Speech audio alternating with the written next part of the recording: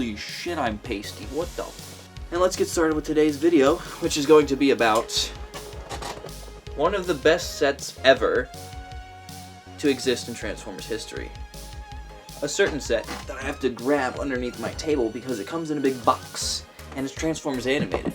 And those two facts right there should let you know exactly what this is.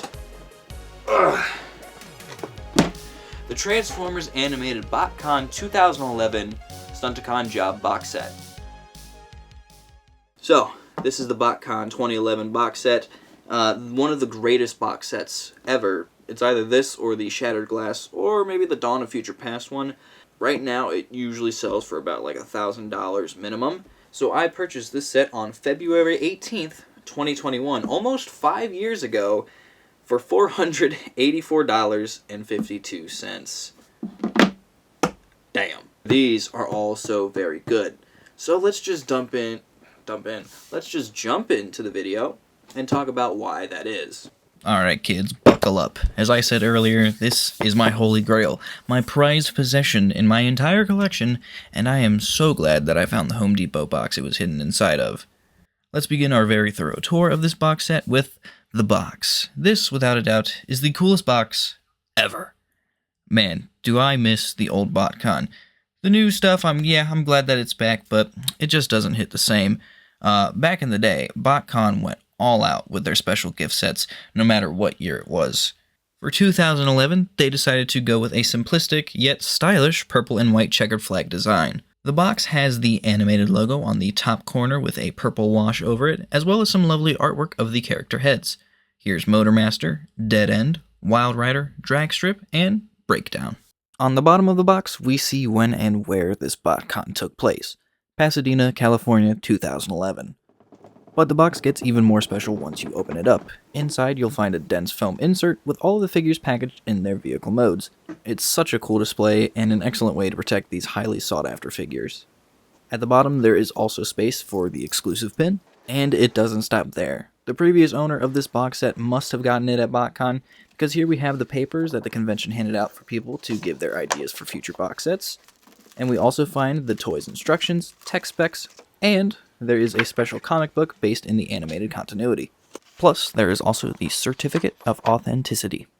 So, we're going to start in vehicle mode, as that is how these guys, and gal, are packaged. I know I've been saying it a lot, but God, I love animated. Listen, I love my movie toys, but there's so many that are just a little fiddly and they're a bit hard to mess with. Animated, however, is incredible in almost every aspect. And these vehicle modes look so good. Motormaster looks like an absolute unit with his black and purple color scheme. If you saw last week's video on Nemesis Prime, you'll know how I feel about this mold in black. 10 out of 10, perfect. And the other cons look fantastic as well. The molds that they used really seem to have been thought through. Dead End comes from the Jazz mold due to the Porsche connection. Breakdown is remolded from Hot Rod as they have similar wedge-shaped vehicle modes in G1. Wild Rider is based off of Lockdown because, well, I don't see the link to that other than Lockdown is a wild-looking mold. Get it? Get it? Okay. And in a wild turn of events, they made Dragstrip a remold of RC. I presume because they ran out of car molds that weren't Bumblebee, Ratchet, or Bulkhead. All of these vehicle modes look great, and they have matching Decepticon insignias with the purple checkered flag design behind them, which I'm now starting to notice is basically just a purple version of the BMW logo. Every figure has a high amount of paintwork and decals applied to them. For example, Breakdown here has silver on the rims, but all of the purple, red, the white on the hood, and the blue along the sides, that's all paint.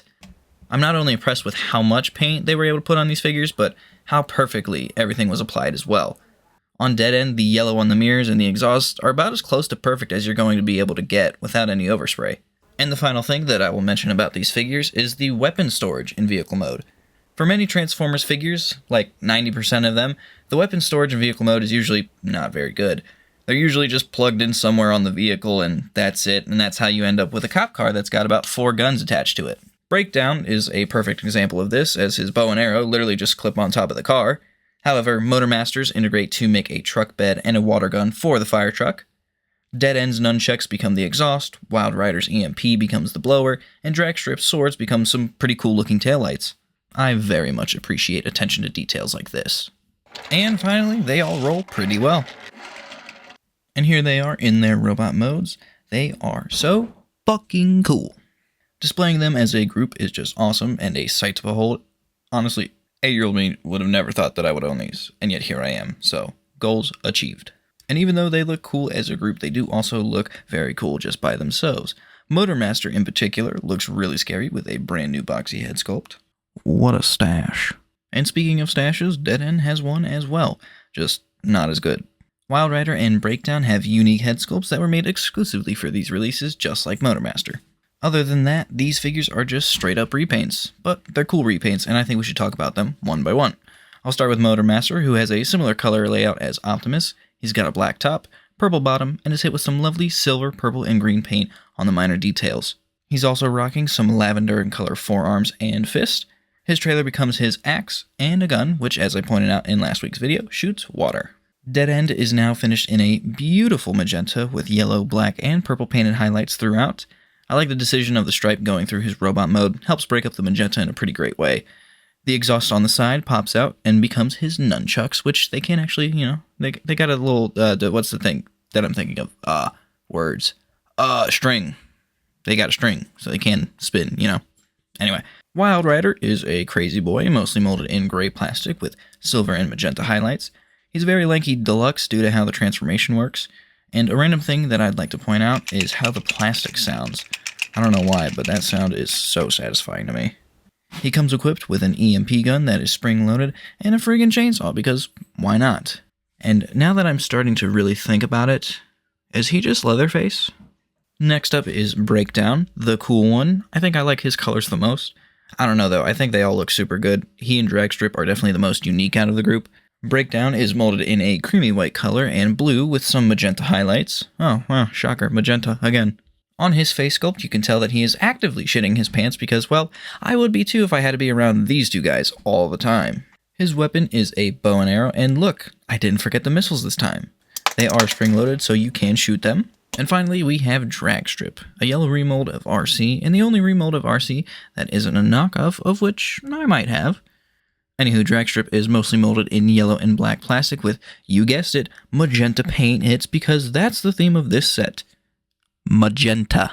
Her weapons are these red swords, which look good and peg into her hands very securely. All of these figures are pretty posable, with Motormaster being probably the best due to his waist rotation and shoulder movement. And Wild Rider is the worst, because he's got those chronic gorilla arms, broken wrist, and the knees are just in a weird spot. He's not great. And let's just take one final look at the crew before we end today's video. So that is my video review on the 2011 Botcon Stunticon job box set. This is easily my holy grail. Like I've said, I'm sure, numerous times in today's video. I just love this set. It was one of the first animated things that I bought after, I think, Samurai Proud or Blur, one or the other. But yeah, this was the first thing. This is basically what kickstarted me really getting back into collecting and being like, you know what, I'm just going to get everything that I want. And I couldn't be happier. I love all of these figures so much. For right now, we're going to call it quits for today.